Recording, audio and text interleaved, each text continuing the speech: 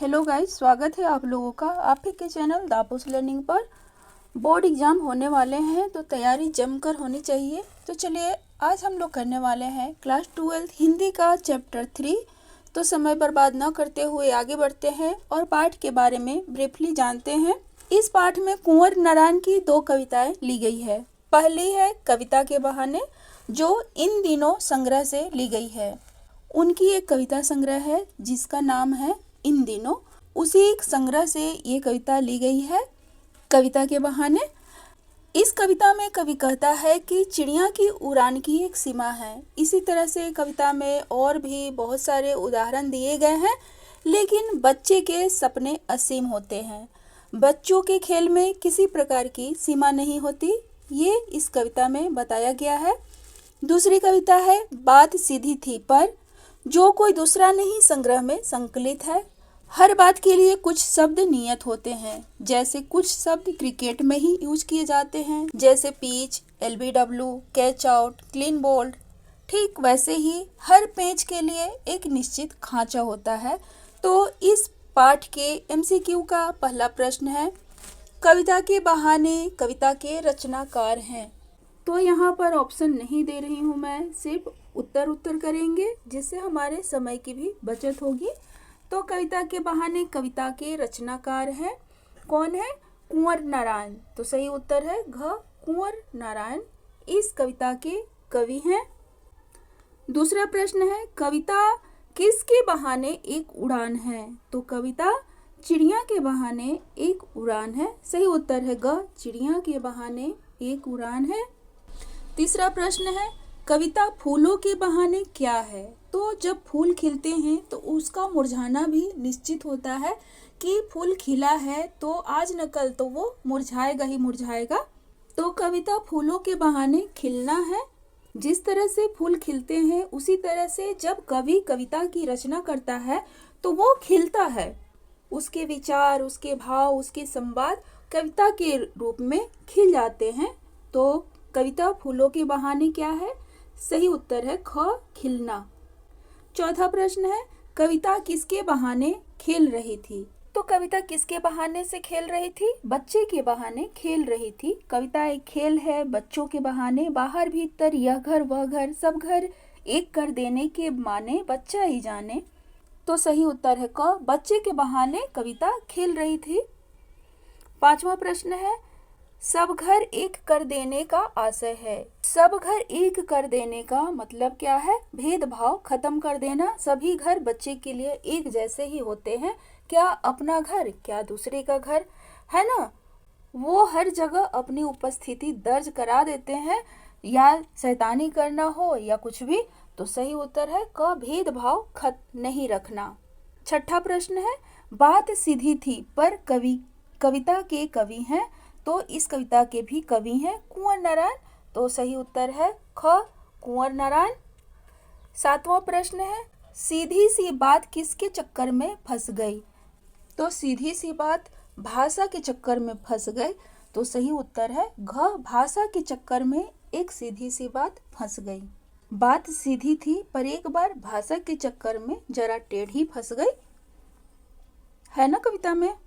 आठवां प्रश्न है, कवि किसे पाने की कोशिश करता है? तो कवि किसे पाने की कोशिश करता है? तो कवि बात को पाने की कोशिश करता है। सही उत्तर है क, बात को पाने की कोशिश करता है। जब सीधी सी बात भाषा के चक्कर में फंस जाती है तो उस बात को पाने की कोशिश करता है। नौवां प्रश्न है, बात बाहर निकलने की अपेक्षा कैसी हो गई? तो बात बाहर निकलने की अपेक्षा पेचीदा हो गई, उलझ गई। तो सही उत्तर है ग, पेचीदा हो गई बात। 10वां प्रश्न है, कवि क्या करतब कर रहा था? मेज पर पेंच ठोक रहा था, बात सुलझाने की कोशिश कर रहा था, नाटक कर रहा था, लोगों को बात समझा रहा था। तो सही उत्तर है ख, बात सुलझाने की कोशिश कर रहा था। चाहे जैसे भी वह बात को सुलझाने की कोशिश कर रहा था। 11वां प्रश्न है, बात कवि के साथ कैसे खेल रही थी? तो बात कवि के साथ बच्चे के समान खेल रही थी। सही उत्तर है ग, बच्चे के समान खेल रही थी। 12वां प्रश्न है, बात की चूड़ी मर जाना से कवि का तात्पर्य है। क्या तात्पर्य है बात की चूड़ी मर जाना? एक्चुअली यह एक मुहावरा है जिसका मतलब होता है प्रभावहीन होना। सही उत्तर है घ, प्रभावहीन होना। मतलब कि उस बात का कोई मतलब ही नहीं है या उस बात का सामने वाले के ऊपर कोई असर नहीं हो रहा है, तो मतलब है बात की चूड़ी मर जाना। 13वां प्रश्न है, बात की पेंच खोलना प्रतीक से स्पष्ट होता है। क्या स्पष्ट होता है? बात की पेंच खोलने का मतलब ही है स्पष्ट होना, सही बात सामने आ जाना। तो सही उत्तर है क, स्पष्ट होना। जिस बात में कोई तोड़ मरोड़ नहीं है, घुमाव फिराव नहीं है, तो वो बात जब सीधी होती है तो आसानी से समझ में आ जाती है, सबके सामने बिल्कुल स्पष्ट हो जाता है, तो वही है। 14वां प्रश्न है, बात का शरारती बच्चे की तरह खेलना है बात। सही उत्तर है ग, समझ नहीं आना। 15वां प्रश्न है, मुझे पसीना पोंछते देखकर पूछा में अलंकार है। मुझे पसीना पोंछते देखकर पूछा, इसमें कौन सा अलंकार है आपको बताना है। तो इसमें हम देख रहे हैं कि जो प वर्ण है इसकी आवृत्ति बार बार हो रही है। तो जब एक ही वर्ण की आवृत्ति बार बार होती है तब वहां पर अनुप्रास अलंकार होता है। तो सही उत्तर है ख, अनुप्रास अलंकार। जब एक ही वर्ण की आवृत्ति बार बार होती है किसी भी वाक्य में तो वहां पर अनुप्रास अलंकार होता है। 16वां प्रश्न है, कुंवर नारायण का जन्म किस सन में हुआ था। तो कुंवर नारायण का जन्म 1927 ईस्वी में हुआ था। तो सही उत्तर है ख, 1927 ईस्वी में कुंवर नारायण का जन्म हुआ था। 17वां प्रश्न है, कुंवर नारायण द्वारा रचित प्रबंध काव्य है। प्रबंध काव्य बहुत बड़ा होता है, जैसे रामायण महाभारत है, इनको भी प्रबंध काव्य कहा जाता है। तो कुंवर नारायण द्वारा रचित प्रबंध काव्य है जिसका नाम है आत्मजयी। सही उत्तर है ग, आत्मजयी। बच्चों, कुंवर नारायण ने कई विधाओं में रचना की थी, जैसे उन्होंने बहुत सारे लेख भी लिखे, कहानियां लिखी, सिनेमा पर अनेक समीक्षाएं भी लिखी थी, यानी फिल्मी समीक्षाएं, और आत्मजयी जैसा प्रबंध काव्य की भी रचना की उन्होंने। 18वां प्रश्न है, कुंवर नारायण को किस कवि नाम पर सम्मान मिला था। तो कुंवर नारायण को कबीर दास के नाम पर सम्मान मिला था, कबीर सम्मान। सही उत्तर है घ, कबीर सम्मान। इन्हें साहित्य अकादमी पुरस्कार भी मिला था, व्यास सम्मान, प्रेमचंद पुरस्कार, लोहिया सम्मान, कबीर सम्मान और ज्ञानपीठ पुरस्कार भी मिला था। लेकिन कवि के नाम पर एक कबीर दास के नाम पर ही इन्हें सम्मान मिला था, और लेखक के नाम पे कहिए तो प्रेमचंद पुरस्कार भी मिला है ना। 19वां प्रश्न है, कविता के बहाने कविता कवि के किस काव्य संग्रह से ली गई है।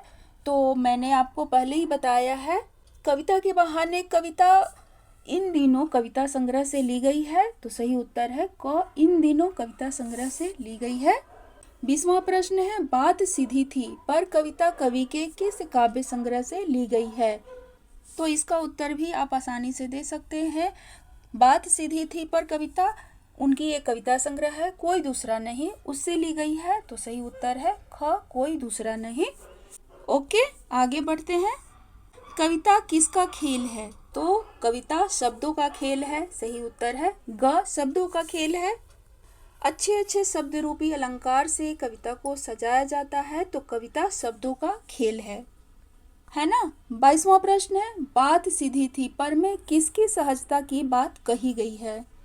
तो बात सीधी थी पर कविता में भाषा की सहजता की बात की गई है। सही उत्तर है घ, भाषा की सहजता की बात की गई है। सीधी सरल भाषा में अगर कोई बात कही जाती है तो वो लोगों पर ज़्यादा प्रभावी होता है। 23वां प्रश्न है, कविता की उड़ान को कौन नहीं जान सकता। तो कविता की उड़ान को सही उत्तर है ख, चिड़िया नहीं जान सकते, क्योंकि चिड़िया की उड़ान की सीमा होती है। लेकिन एक कहावत भी है, जहाँ न पहुँचे रवि वहाँ पहुँचे कवि। तो कविता की उड़ान की कोई सीमा नहीं है और यह चिड़िया नहीं बता सकती, इसलिए ये तीनों ऑप्शन सही हैं। बस एक चिड़िया नहीं जानती है कविता की उड़ान को। 24वां प्रश्न है, कविता के पंख लगा उड़ने से तात्पर्य है। क्या तात्पर्य है कविता के पंख लगा उड़ने से। तो इसका मतलब है पंख लगा कर उड़ने से क्या मतलब है, कल्पना करना। तो सही उत्तर है ग, कल्पना करना। कवि अपनी कल्पना द्वारा ही कविता को पंख लगाता है, कविता की उड़ान भरता है। 25वां प्रश्न है, बिना मुरझाए महकने के माने में अलंकार है। तो इस वाक्य में फिर से अनुप्रास अलंकार है, क्योंकि म वर्ण की आवृत्ति 3 बार हुई है, तो यहाँ पर अनुप्रास अलंकार है। सही उत्तर है घ अनुप्रास अलंकार। 26वां प्रश्न है, बात बाहर निकलने की अपेक्षा कैसी हो गई थी। तो बात बाहर निकलने की अपेक्षा पेचीदा हो गई थी। सही उत्तर है क पेचीदा हो गई थी। 27वां प्रश्न है, आडंबर पूर्ण शब्दों के प्रयोग से, यहाँ आडंबर गलत लिखा हुआ है तो यहाँ पर आप सही कर लीजिएगा।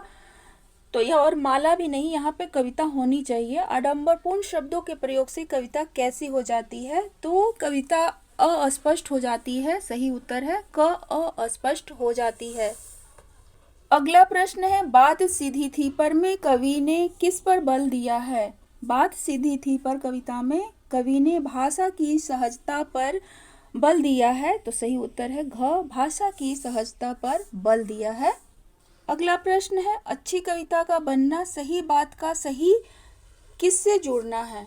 तो सही बात का सही शब्दों से जुड़ना है। तो सही बात का सही शब्द से जुड़ना है। सही शब्द होगा, यहाँ शब्द लिखा हुआ है। 31वां प्रश्न है, बात की पंच योजना से कवि का क्या तात्पर्य है। तो बात की पंच योजना से कवि का तात्पर्य है बात का अस्पष्ट होना। सही उत्तर है ग बात का अस्पष्ट होना। 32वां प्रश्न है, कवि से शरारती बच्चे के समान कौन खेल रही थी।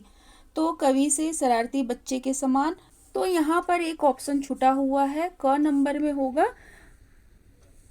बात। तो कवि से शरारती बच्चे के समान बात खेल रही थी, तो सही उत्तर होगा क बात।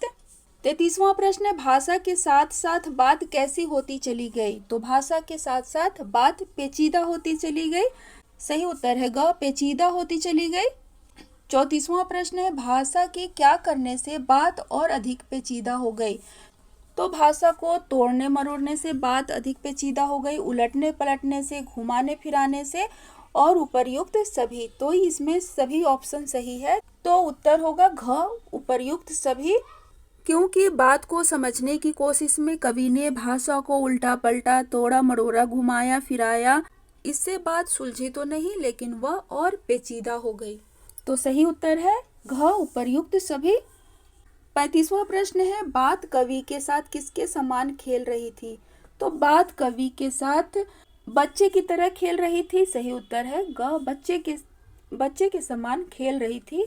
इसमें एक ही प्रश्न को उलट पुलट कर दिया हुआ है, कभी भाषा के साथ कवि बच्चे की तरह खेल रहा था और कभी बच्चे की तरह भाषा उसके साथ खेल रहा था, है ना। 36वां प्रश्न है, कवि ने कविता के लिए क्या उपमान दिया है। तो कवि ने कविता के लिए खेल उपमान दिया है। तो सही उत्तर है ग खेल।